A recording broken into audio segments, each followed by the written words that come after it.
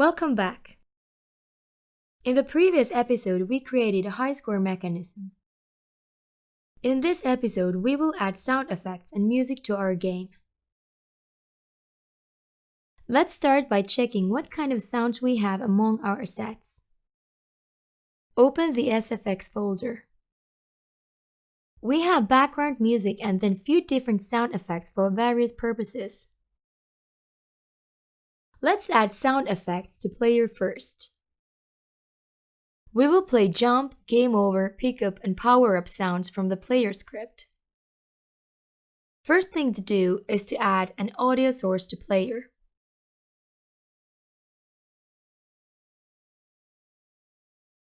When that's done, disable the play on or wake up option. It means that when this game object is created, the sound will be played immediately. We don't want that. Next, we can start coding. Open the player script. We need to declare a variable for the audio source component and also to all of the 4 audio clips we are going to use. Write private audio source player audio. Then the audio clips. Write 4 lines which say public audio clip.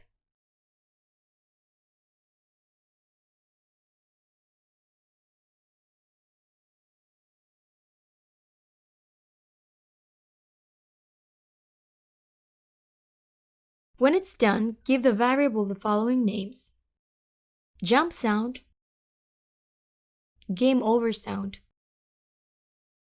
pickup sound, and power up sound. Then in start function, we do the usual procedure. Write player audio equals to get component audio source. After that, we can start activating the sound effects.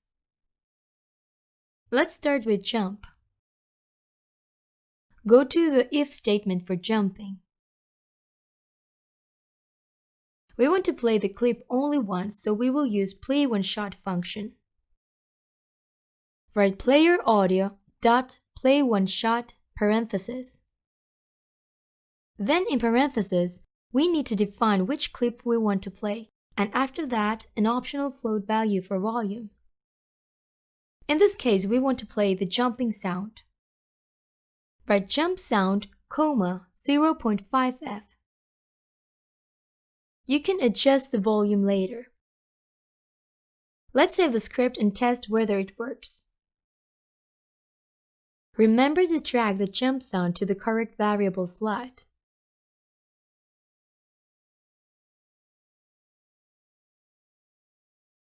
When you're done, hit play.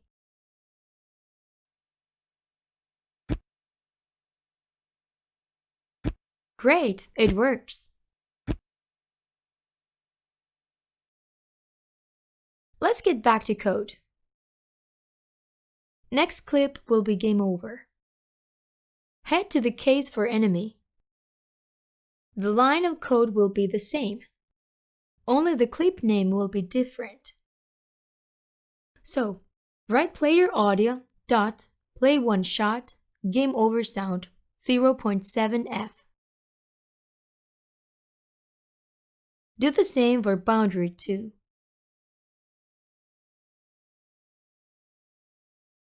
Then move to the case for pickup.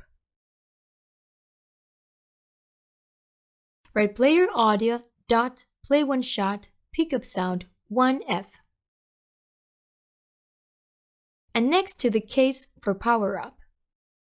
Write the same stuff but inside of the parentheses, power up sound 1 F. The final one will be the collision with the projectile. Write the same code but change the clip name to game over sound and volume to 0.7 F. Next, save the script and return to Unity. Drag the sound effects to the correct variable slot and apply the changes to the prefab.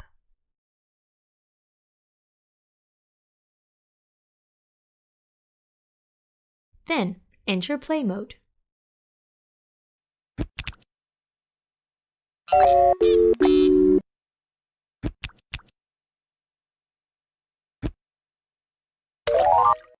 Awesome! All of the sounds work properly. Next, we will make use of the remaining sound effects. Let's deal with the spring next. Open the spring script. Same thing here. We need a variable for the component and for the clip. Write private audio source spring audio and under it public audio clip spring sound. Then in start, store the audio source component into the variable.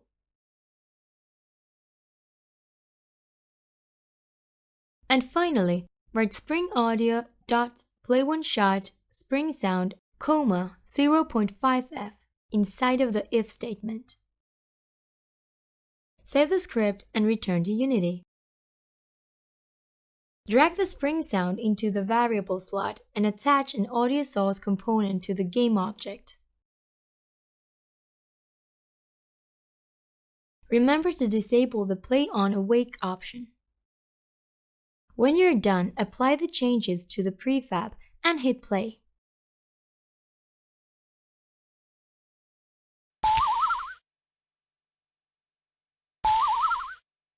Nice! That one works as well.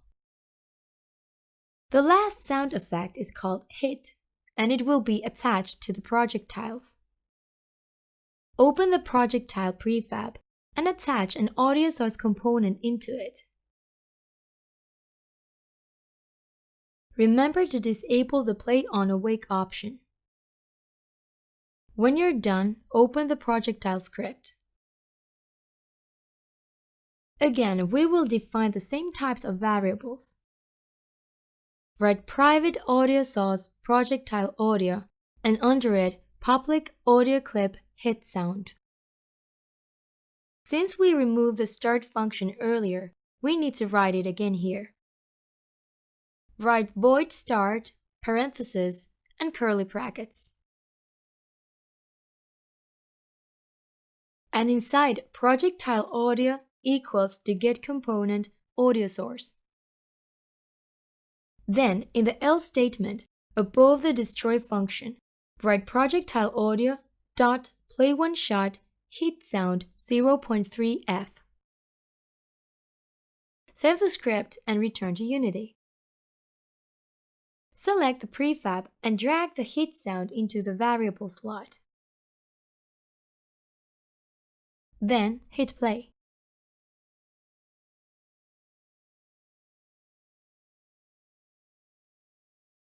Can't hear anything. Let's get back to script. The reason is that the projectile is destroyed so quickly. There is no time to play the sound.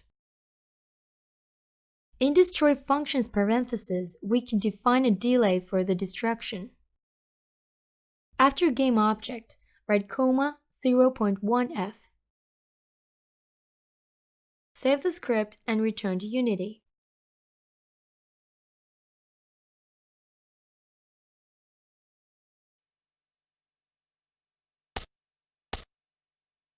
Now it works. Wonderful job! Only thing left in this episode is to add some music on the background. Open the main menu scene. Here we will create an empty game object that will play the background music. Create the object and rename it as Music Player. Then attach an audio source component to it. Disable Play on Awake and enable loop as we want this music to play continuously. After that, drag the music file to the audio clip field. Next, we will write some code. Create a script called Music Player and attach it to this game object.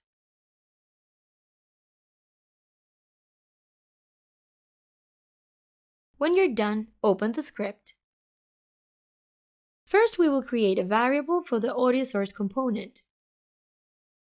Write private audio source music player.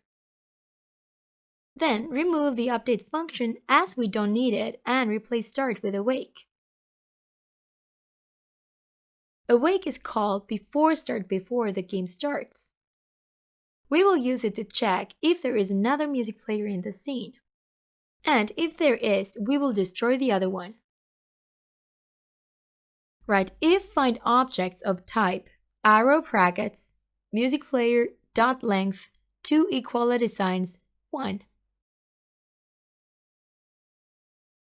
This condition is met when there is only one music player script in the scene. If there is only one of them, we want to play the music. Write music player equals to get component audio source and under it music player dot play. Play function will play the clip that is assigned to the audio clip field. Save the script and enter play mode.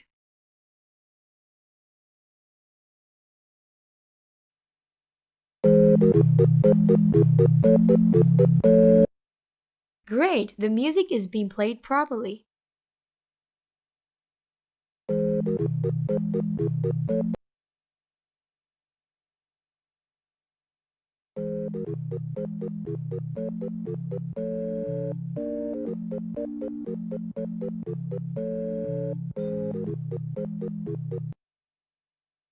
However, if we click the Start Game button, the music stops when the new scene is loaded. This happens because the load of a new scene destroys all objects in the current scene. Let's get back to script. Write don't destroy on load, parenthesis, game object. This function will prevent the game object from being destroyed when loading a new scene. The preservation of this game object would lead to a problem when we get back to main menu, as there would be two music players, the one that is originally in the scene and this one. Then we would have two music clips playing at the same time with different offset. This is why we created this if statement. It will only play the music when there is just one music player in the scene. Let's take care of the extra player as well by destroying it. Write else destroy game object. Alright, we're done for this episode. Save the script and enter play mode.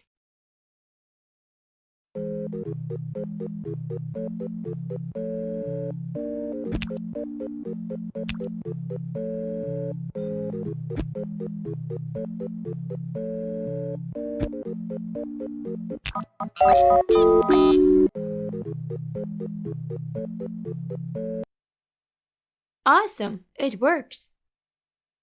Now we have sound effects and background music in our game. In the next episode, we will update the UI with better graphics. Remember to save the scene. See you again!